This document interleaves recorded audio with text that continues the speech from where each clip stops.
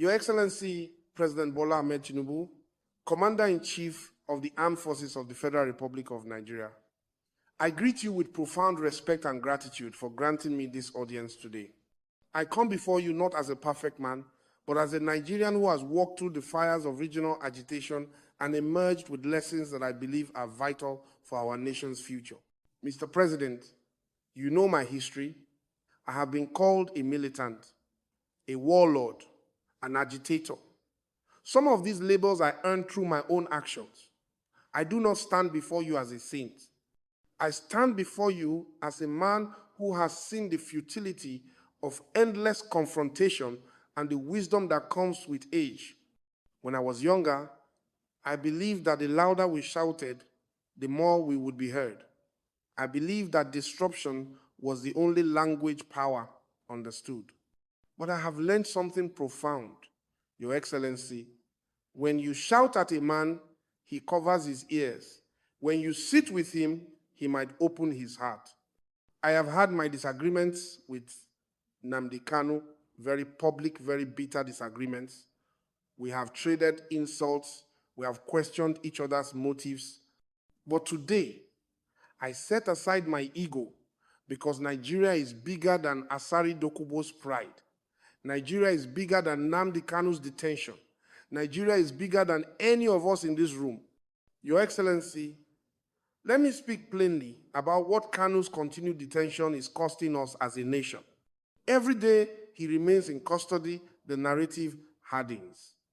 Young Igbo men and women who might never have heard of IPOB are now radicalized by what they see as injustice. The sit-at-home orders that cripple the Southeast economy are not just about Kanu anymore. They have become a weekly reminder of alienation. I have traveled through the Southeast, Mr. President. I have seen market women who voted for you weeping because they cannot feed their children. I have seen young graduates who should be building businesses instead building resentment. I have seen traders who once brought goods from Lagos now afraid to travel because of the violence that fills the vacuum created by this impasse. Mr. President, this is not sustainable. A nation cannot prosper when 1/5 of its population feels perpetually under siege. Your Excellency, let me address something that many are afraid to say openly. The Igbo people have legitimate grievances. This is not about Biafra. This is not about secession. This is about citizenship. When an Igbo man invests in Lagos, he is told he is a settler. When he builds in the north, his property can be destroyed during crisis. When he returns to the Southeast, he finds infrastructure that lags behind other regions. Where, Mr. President, should he call home?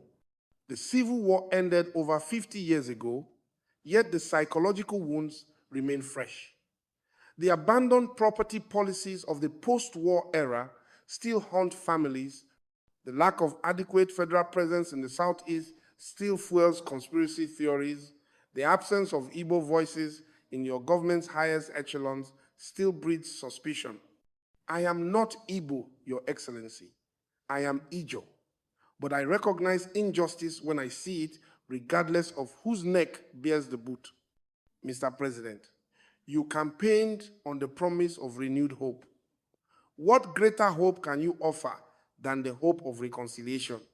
What bolder statement can you make than to show that your administration values peace over punishment? History will not remember whether you kept Nnamdi Kanu in detention. History will remember whether you had the courage to break the cycle of ethnic recrimination that has plagued Nigeria since independence. Look at what President Umar Yar'Adua did with Niger Delta amnesty. Was it perfect? No. Did it end all militancy? No. But it gave us a pathway from violence to dialogue. It gave young men like me a chance to channel our energy into something constructive rather than destructive. Your Excellency, you have the opportunity to do for the Southeast what Yar'Adua did for the Niger Delta. You have the opportunity to be remembered not as the president who detained an agitator. Let me propose concrete steps, Mr. President. Release Nnamdi Kanu on strict conditions. House arrest if necessary. Restrictions on his movements if required. But let him breathe free air. Let his people see that Nigeria immediately establish a presidential commission on Southeast development. Not just another committee that produces reports nobody reads, but a commission with real funding, real timelines, and real deliverables. Address the infrastructure deficit, complete the second Niger bridge, not as a favor, but as a right. Reconstruct federal roads, establish federal institutions, convene a national conference on restructuring. I know this word frightens some people, Mr. President, but restructuring is not disintegration. Restructuring is renovation. A house does not collapse because you renovate it. It collapses because you refuse to fix its cracks until they become chasms. Let us discuss true federalism. Let us discuss resource control. Let us discuss state police. Let us discuss everything that Nigerians have been whispering in beer parlors and shouting at town halls. Let us bring these conversations into the light where solutions can be found. Make symbolic gestures that matter. Appoint more Igbo leaders to sensitive positions in your government.